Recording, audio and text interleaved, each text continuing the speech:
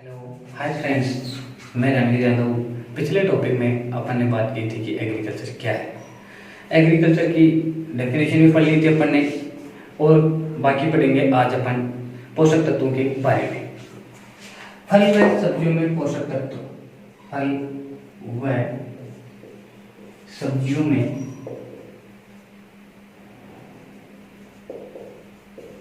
पोषक तत्व। आज अपन स्टडी करेंगे फल व सब्जियों में पोषक तत्व। इसके बाद में सबसे फर्स्ट पॉइंट होता है इसमें संरक्षित खाद्य। संरक्षित खाद्य इंग्लिश में बोलते हैं अपन इसे protective food.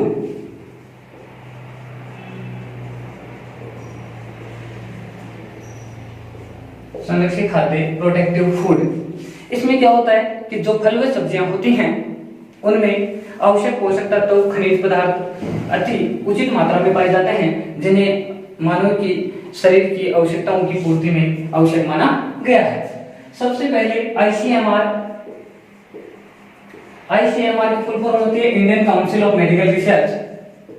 Indian council of medical research. और ये कहां स्थित है? नई Delhi. ICMR Indian council of medical research नई दिल्ली में स्थित है। इसकी स्थापना 1975 में मानी जाती है। इसकी स्थापना कब हुई थी? 1975 में। इसके अनुसार प्रतिदिन प्रति व्यक्ति इसके अनुसार प्रतिदिन प्रति व्यक्ति 120 ग्राम फल, 120 ग्राम फल व 300 ग्राम सब्जियों की आवश्यकता होती है। आईसीएमआर के अनुसार प्रतिदिन प्रति व्यक्ति 120 ग्राम फल व 300 ग्राम सब्जियों की आवश्यकता होती है। इसमें 125 ग्राम लीफ वाली यानी पत्तीदार सब्जियां, 100 ग्राम रूट्स,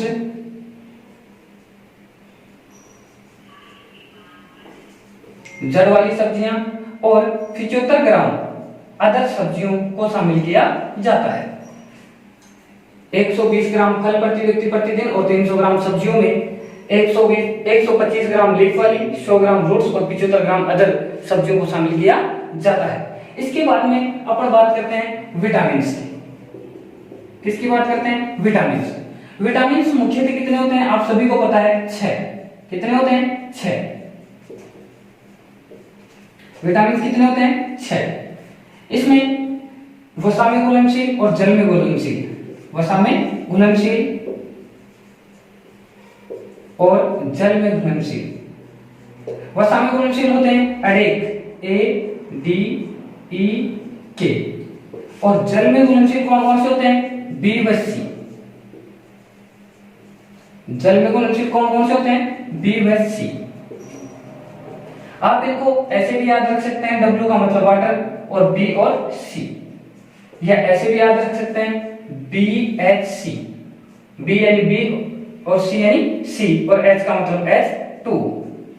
ठीक है। इसके बारे में फ्रेंड्स अपन बात करते हैं विटामिन की फर्स्ट यानी A, vitamin A। Vitamin A का दूसरा नाम क्या है? रेटिनॉल व केरोटीन। रेटिनॉल व केरोटीन। दूसरा नाम क्या है? रेटिनॉल व केरोटीन। इसकी कमी से होने वाले रोग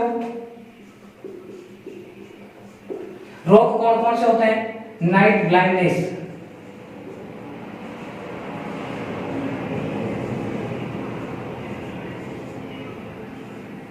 हिंदी में बोलते हैं रतौंधी। आप सभी ने सुना होगा कुछ व्यक्तियों को रात में दिखाई नहीं देता, उसे क्या बोलते हैं? रतौंधी। इसके बाद में एक डिजीज होती है जीरोप्थेल्मिया। जीरोप्थेल्मिया। दूसरी डिजीज कौन सी होती है? जीरोप्थेल्मिया। इसके बाद में मोतियाबिंद,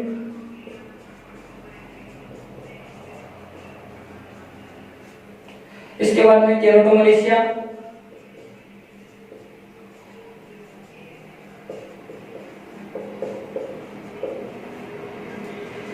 अपन ने बात की विटामिन ए। विटामिन ए के अन्य नाम क्या है? रेटिनॉल व कैरोटीन। इसकी कमी से होने वाले रोग नाइट ब्लाइंडनेस यानी रतौंधी, जीरोप्थेल्मिया, मोतियाबिंद, केरोटोमलेशिया। इसके बाद में अपन बात करें कि इनकी पूर्ति किसके द्वारा की जा सकती है, स्रोत कौन कौन से हैं। तो स्रोतों की बात करें अपन तो जिन भी फलों का रंग पीला होता है उनमें विटामिन ए सर्वाधिक मात्रा में पाया जाता है। किन फलों में? जिन फलों में जिन फलों का रंग कैसा होता है? पीला होता है, उनमें विटामिन ए क्या पाया जाता है? सर्वाधिक पाया जाता है। तो बात करते हैं सोर्स की, यानी स्रोत। आम, पपीता,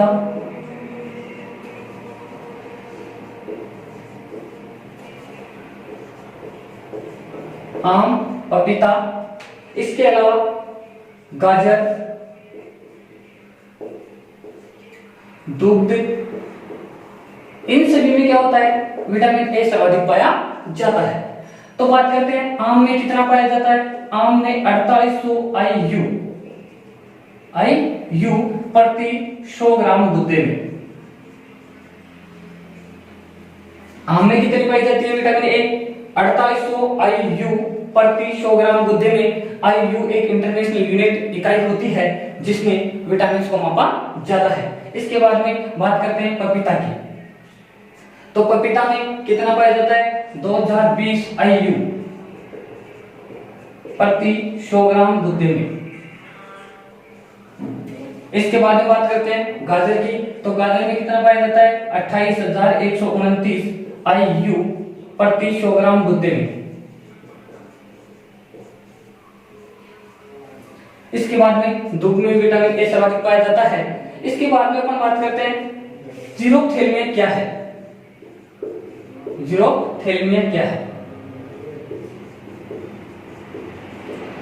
जीरोप्थेल्मिया क्या है? जीरोप्थेल्मिया विटामिन ए की कमी से होने वाला एक रोग है। इसमें क्या होता है कि आंख का कॉर्निया सूख जाता है। आंख का कॉर्निया सूखना।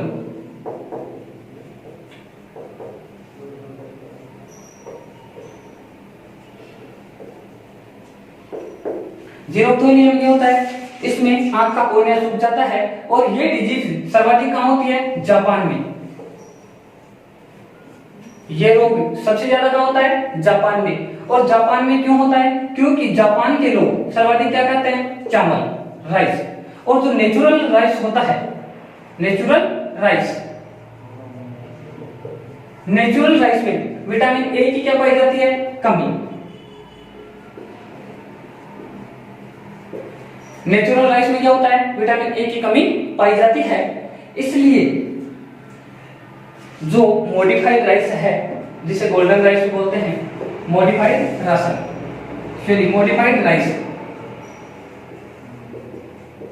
मॉडिफाइड राइस को क्या बोलते हैं? Golden rice. गोल्डन राइस की खोज जीएस खुश ने की थी। जीएस खुश ने की थी। गोल्डन राइस की खोज किसने की थी? जीएस खुश ने। और गोल्डन राइस में beta carotene high, beta carotene और हाई विटामिन ए होता है। हाई क्या होता है? Vitamin A. ये बात किसकी हो गई? विटामिन ए की। इसके बाद में अपन बात करते हैं विटामिन बी। विटामिन बी का दूसरा नाम होता है थायमिन। विटामिन बी का दूसरा नाम क्या होता है? थायमिन। विटामिन बी का दूसरा नाम क्या होता है? थायमिन। थायमिन यानी विटामिन बी, इसके कारण क्या होता है? डाइजेस्टिव सिस्टम डिस्टर्ब हो जाता है। डाइजेस्टिव सिस्टम क्या हो जाता है? डिस्टर्ब हो जाता है। डाइजेस्टिव सिस्टम डिस्टर्ब हो जाता है। और ये किस रोग में होता है? विटामिन बी की कमी से होता है बेरी। कौन सा रोग होता है? बेरी। इस बी को विटामिन B1 भी लिख सकते हैं अपन। क्या लिख सकते हैं? B1। इसके बाद में विटामिन B2। विटामिन B2 का दूसरा नाम क्या होता है? राइबोफ्लेविन। दूसरा नाम क्या होता है? राइबोफ्लेविन। राइबोफ्लेविन। राइबोफ्लेविन सर्वाधिक किसमें पाया जाता है? बेल में, यानी बेलपत्र में। बेलपत्र। बेलपत्र का वानस्पतिक नाम क्या होता है? एगर मार्मेलोस। और कितना पाया जाता है? 1191 mg प्रति 100 ग्राम दूध में। राइबोफ्लेविन B2 राइबोफ्लेविन बेलपत्र में पाया जाता है सर्वाधिक कितना? 1191 mg प्रति 100 ग्राम। इसके बाद में vitamin B3। Vitamin B3। B3 का दूसरा नाम होता है नाइसिन। दूसरा नाम क्या होता है? नाइसिन या निकोटिनिक एसिड।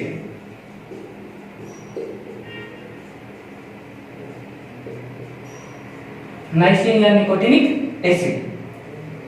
इसके बाद बात करते हैं विटामिन B3 की। तो विटामिन B3 का अन्य नाम क्या होते हैं? नाइसिन या निकोटिनिक एसिड। और B3 की कमी से होने वाले रोग कौन कौन से हैं? पेलाग्रा, जीभ सूखना, स्किन सूखना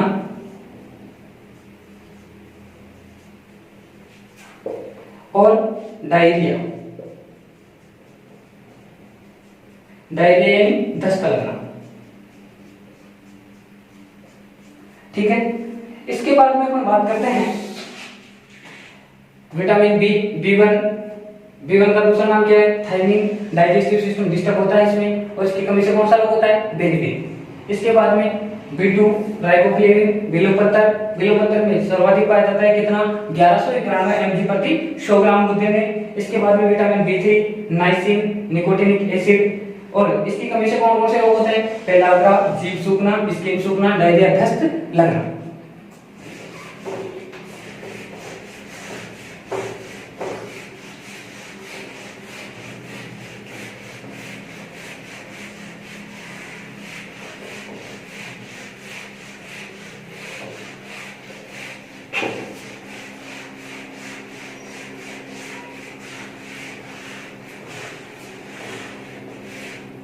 इसके बाद में बात करते हैं विटामिन B5 पेंटाथेनिक एसिड। अन्य नाम क्या है? Pantothenic acid. बात करते हैं विटामिन B6 पायरोडॉक्सिन।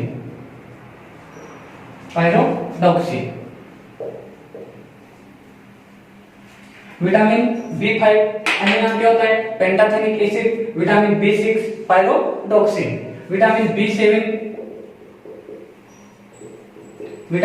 B7 का दूसरा नाम होता है विटामिन H और तीसरा नाम होता है बायोटीन। इसके बाद में बात करते हैं विटामिन B9 और B9 का दूसरा नाम क्या होता है? फोलेट। इसके बाद में अपन बात करते हैं विटामिन B12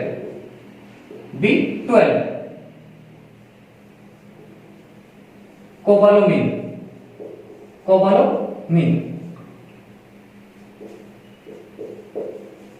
B12 का दूसरा नाम क्या है? कोबालोमिन।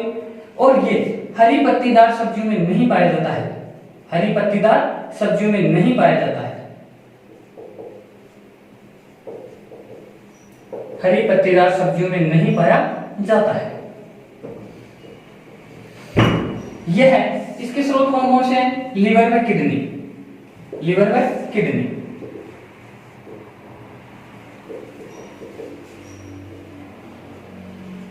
लिवर व किडनी इसके स्रोत कौन कौन से हैं? लिवर व किडनी। इसके बाद में बात करते हैं विटामिन सी। विटामिन सी का दूसरा नाम क्या होता है? Ascorbic acid. Ascorbic acid.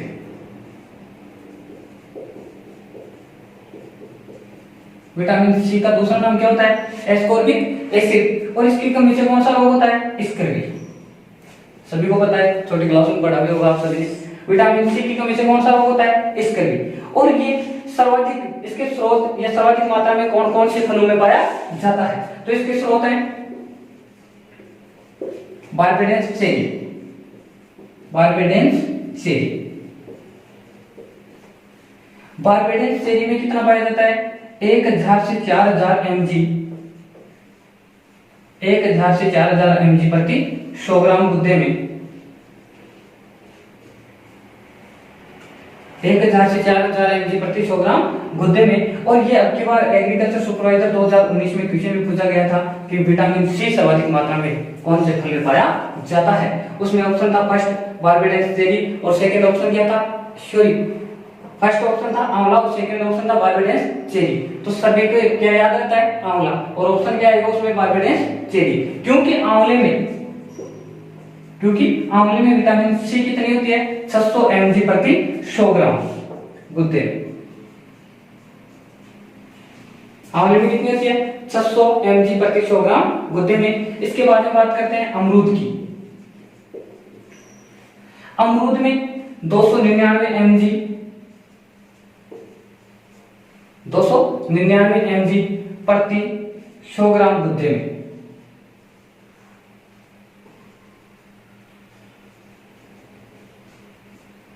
प्रति 100 ग्राम गुद्दे में। इसके बाद में अगर अपन सब्जियों की बात करें तो किस में पाया जाता है? मिर्च में 111 mg प्रति 100 ग्राम गुद्दे में। इसके अलावा सिट्रस स्पीसीज जो नींबू वर्गीय पौधे होते हैं उनमें भी पाया जाता है। ये क्या हो गया? विटामिन सी, अन्य नाम एस्कोर्बिक एसिड यानी स्कर्वी। सोर्स क्या है? बारबेडेंस चेरी 1000 से 4000 mg प्रति 100 ग्राम गुद्दे में। इसके अलावा आंवला, आंवले में कितनी पाई जाती है? 600 mg प्रति 100 ग्राम गुद्दे में। अमरूद 299 mg प्रति 100 ग्राम गुद्दे में। मिर्च 111 mg प्रति 100 ग्राम गुद्दे में। और इसके अलावा सिट्रस स्पीसीज नींबू वर्गीय पौधों में भी पाया जाता है। इसके बाद में अपन बात करते हैं इसकी विटामिन डी।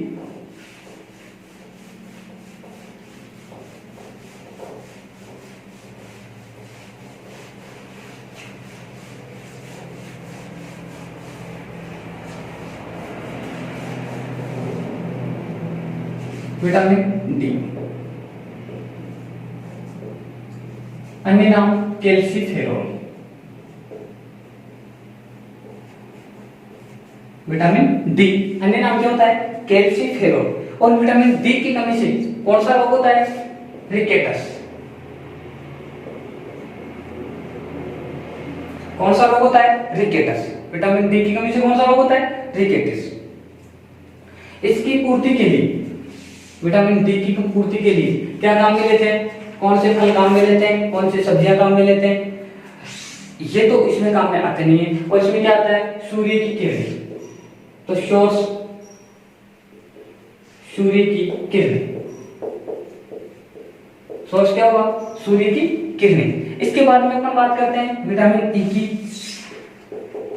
विटामिन ई, और विटामिन ई का दूसरा नाम होता है टोकोफेरोल। टोकोफेरोल। विटामिन ई का दूसरा नाम क्या होता है? टोकोफेरोल। और रोग होता है बांझपन। रोग कौन सा होता है? बांझपन। और इसकी पूर्ति यानी सोर्स ड्राई फ्रूट्स यानी सूखे मेवे जैसे काजू, अखरोट, अंजीर, बादाम वगैरह। इसके बाद में विटामिन के। विटामिन के, विटामिन के का दूसरा नाम होता है थाइलोक्विनोन। थाइलोक्विनोन। थाइलोक्विनोन। रोग क्या होता है? रक्त का थक्का नहीं बनता है। इसकी कमी से क्या होता है? रक्त का थक्का नहीं बनता है।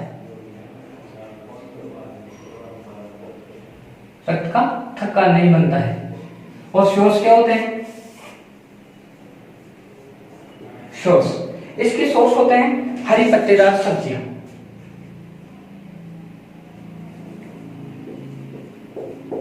हरी पत्तेदार सब्जियां, इसके सोर्स क्या होते हैं? हरी पत्तेदार सब्जियां। अपन ने पढ़ा विटामिन के बारे में। विटामिन कितने होते हैं? विटामिन मुख्य 6 होते हैं। कौन कौन से? ए, बी, सी, डी, ई, के। विटामिन कितने होते हैं? 6 कौन कौन से होते हैं? ए, बी, सी, डी, ई, के। वसा में घुलनशील होते हैं अनेक। वसा में घुलनशील कौन कौन से होते हैं? अनेक। ए, डी, ई, के। और जल में घुलनशील कौन कौन से होते हैं? बी और सी। जल में घुलनशील कौन कौन से होते हैं? बी और सी। इसके बाद में विटामिन की बात की है अपन ने। विटामिन ए, विटामिन बी के अलग अलग प्रकार होते हैं, B1, B2, B3, B5, B6, B7, B9, B12 है। इसके बाद में vitamin C, vitamin D, vitamin E और विटामिन के। इसके बाद में अपन मोस्ट बात करें तो विटामिन की खोज किसने की थी? विटामिन की खोज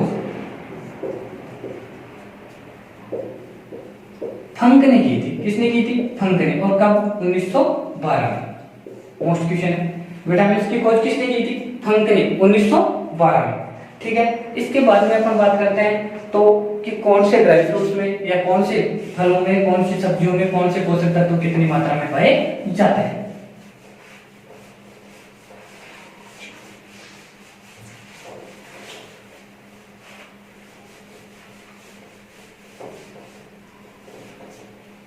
तो सबसे पहले बात करते हैं अपन कार्बोहाइड्रेट्स की। किसकी बात करते हैं? कार्बोहाइड्रेट। कार्बोहाइड्रेट में सबसे पहले फ्रूट्स यानी फल की बात करते हैं। फल कौन कौन से होते हैं?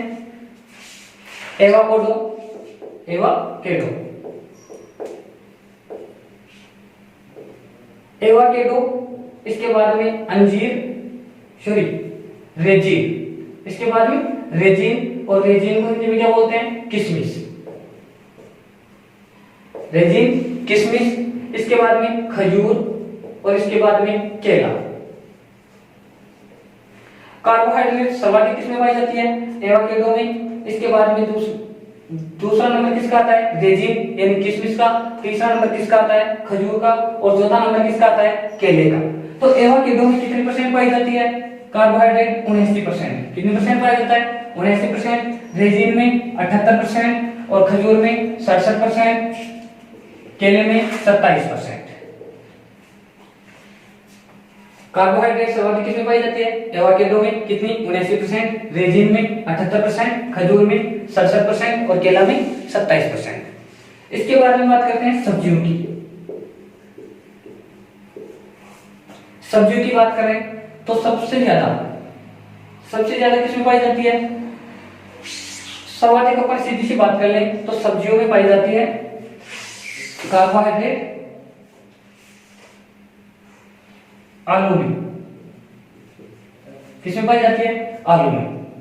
ठीक है। इसके बाद में अपन बात करते हैं प्रोटीन। किसकी बात करते हैं? प्रोटीन की।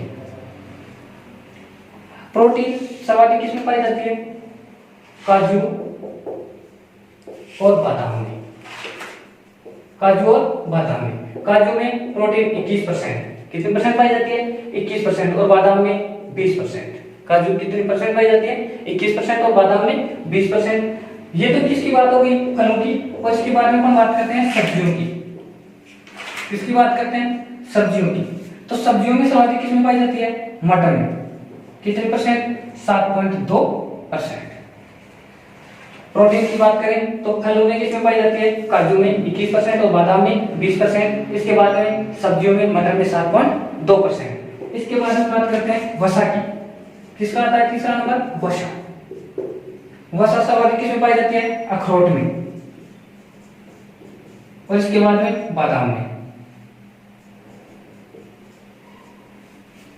अखरोट में कितनी पाई जाती है? अखरोट में 64% और बादाम में 58%। अखरोट में कितनी पाई जाती है? 64% और बादाम में कितनी पाई जाती है? 58%। क्या पाई जाती है? वसा। ठीक है। इसके बाद में बात करते हैं अपन किसकी?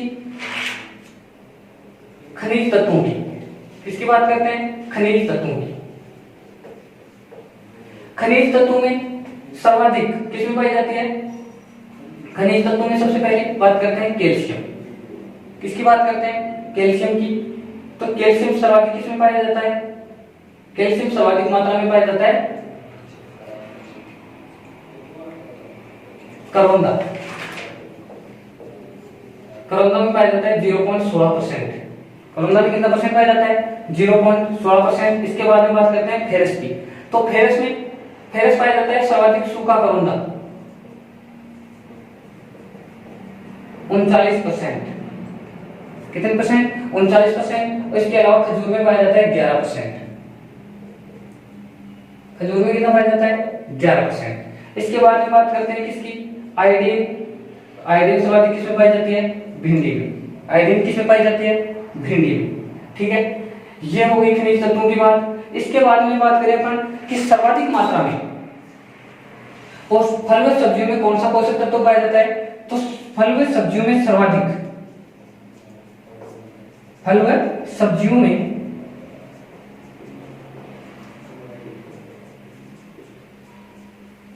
फल व सब्जियों में सर्वाधिक पोटाश पोषक तत्व पाया जाता है।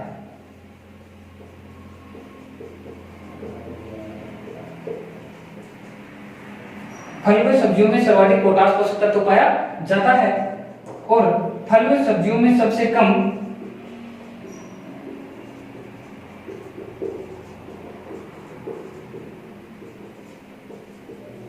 फल व सब्जियों में सबसे कम फैट यानी वसा पोषक तत्व पाया जाता है।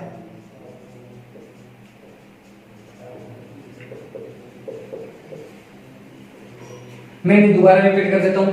सर्वाधिक फल व सब्जियों में पाए जाने वाले पोषक तत्व सबसे ज्यादा या सबसे पहले कौन सा? कार्बोहाइड्रेट। तो फलों में सर्वाधिक कार्बोहाइड्रेट किसमें पाई जाती है? एवोकाडो में। कितने परसेंट? 79%। इसके बाद में रेजिन में किशमिश कितने परसेंट पाई जाती है? 78%। इसके बाद में खजूर, और खजूर में कितने परसेंट पाया जाता है? 67%। इसके बाद में केला, और केले में कितने परसेंट पाया जाता है? 27%। इसके बाद में अपन बात करते हैं सब्जियों की। तो सब्जियों में आलू में पाया जाता है। इसके बाद में बात करते हैं प्रोटीन की। किसकी बात करते हैं? प्रोटीन। तो प्रोटीन फलों में सर्वाधिक किसमें पाया जाता है? काजू में। सर्वाधिक किसमें पाया जाता है? काजू में। कितनी? 21%। और इसके बाद में किसमें पाया जाता है? बादाम में। किसमें पाया जाता है? बादाम में। इसके बाद में बात करें सब्जियों की, तो सब्जियों में किसमें पाया जाता है? मटर में। और मटर में कितना पाया जाता है? 7.2%। इसके बाद में बात करते हैं वसा की, तो वसा किसमें पाई जाती है सर्वाधिक? अखरोट में। कितने परसेंट? 64%। और बादाम में कितने परसेंट पाई जाती है? 58%। इसके बाद में बात करें खनिज तत्वों की, तो कैल्शियम किसमें पाई जाती है? करौंदा में 0.16%, फेरस सूखा करौंदा 39% और खजूर में 11%। और आयोडीन किसमें पाई जाती है? भिंडी में। इनके बाद में अपन बात करते हैं कि फल व सब्जियों में कौन सा खाने योग्य भाग होता है या कौन सा विशेष कारक होता है।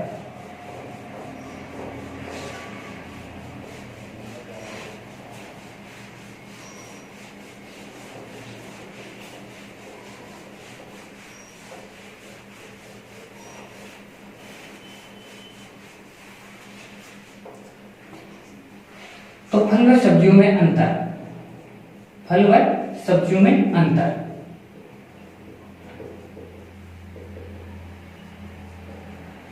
फल व सब्जियों में अंतर लिखते हैं, फल और सब्जियों।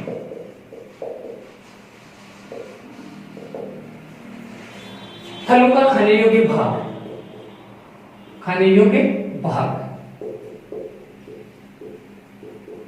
परिपक्व अंडाशय से, परिपक्व अंडाशय से। सब्जियों का जड़, तना, पत्तियां आदि। इसके बाद में बात करते हैं कि फलों की प्रकृति कैसी होती है। फलों की प्रकृति होती है अम्लीय। फलों की प्रकृति कैसी होती है? अम्लीय। फलों की प्रकृति कैसी होती है? अम्लीय। और सब्जियों की प्रकृति कैसी होती है? क्षारीय। लेकिन अपवाद है क्या? टमाटर।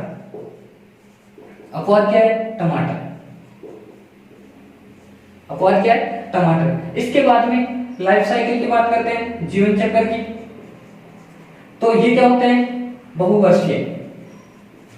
कैसे होते हैं? बहुवर्षीय। और ये कैसे होते हैं? एक वर्षीय।